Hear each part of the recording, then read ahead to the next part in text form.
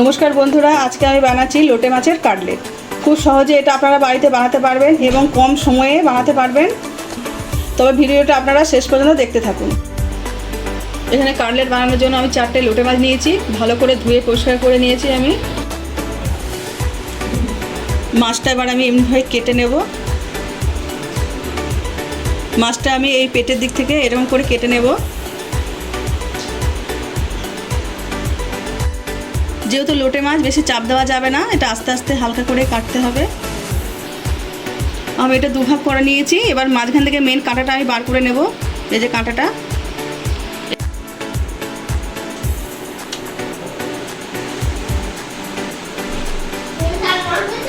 মাছের থেকে কাঁটা আমি আলাদা করে নিয়েছি। এই যে সেই কাঁটা, মাছটা আমার এরকম হয়েছে। এরকম করে আমি সব মাছগুলো ছাড়িয়ে নেব, কাঁটা বার করে নেব।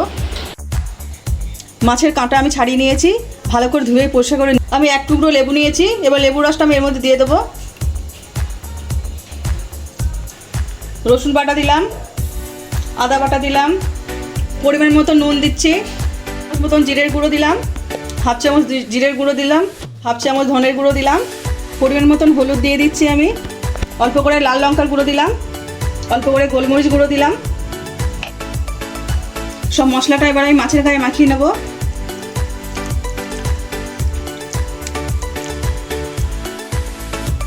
মাছের গায়ে সব মশলা আমার মাখানো হয়ে গেল। এবার এটা আমি আধ ঘন্টার জন্য রেস্টে রেখে দেবো।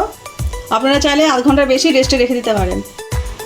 মাছগুলো আমি আধ ঘন্টা রেস্টে রেখেছিলাম, বার করে নিয়ে এসেছি ফ্রিজ থেকে। এখানে আমি একটা হালকা ব্যাটার বানিয়ে নিয়েছি কর্নফ্লাওয়ার আর গোলমরিচ গুঁড়ো দিয়ে, নুন দিয়ে। এখানে আমি ব্রেড ক্রাম্বস নিয়েছি। এবার আমি কাটলেটগুলো কোট করে নেব। এই ব্যাটারের মধ্যে দিলাম।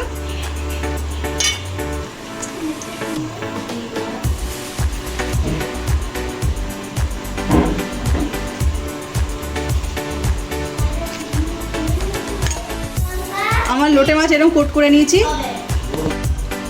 লোটে মাছের কাটলেটগুলো আমার কোট করা হয়ে গেছে। এবার কিছুক্ষণের জন্য রেস্টে রেখে দেবো। কড়াইতে তেল গরম হয়ে গেছে। এবার একটা করে ছেড়ে দিচ্ছি কাটলেট। এবার আমি পাল্টে নেব। আমার কাটলেটগুলো ভাজা হয়ে গেছে। এবার আমি তুলে নিচ্ছি। লোটে মাছের কাটলেট একদম রেডি। দেখতে পেলেন কত সহজে বাড়িতে আমি বানিয়ে ফেললাম। আপনারাও চাইলে বাড়িতে এই রেসিপিটা আমার ফলো করে বানাতে পারবেন।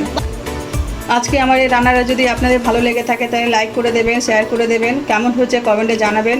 আবার নতুন নতুন রান্না পেতে গেলে আমার চ্যানেলটা সাবস্ক্রাইব করে দেবেন।